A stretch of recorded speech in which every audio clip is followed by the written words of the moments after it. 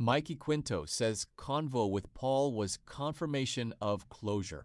Masaya si Mikey Quintos, 28, na umabot sa puntong maayos na silang nakapag-usap ng dating nobyong si Paul Salas, 28. Nangyari ito nang magkita sila sa bachelor's party ng common friend nilang si Mikoy Morales noong Pebrero 2026.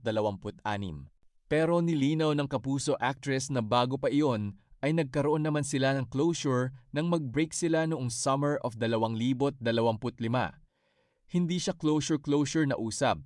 I think I got the closure even before nung usap na yon. Ano lang, confirmation ng closure. Ganun siya for me, saad ni Mikey sa eksklusibong panayam ng PEP.ph. Hindi raw planado ang pag-uusap nilang iyon. Nangyari lang kasi nagkita kami sa bachelor's party ng best friend ko. He's the best man and I was best woman. Nagkita kami off-town. Naturally, first time namin nagkita uli after the breakup, we talked.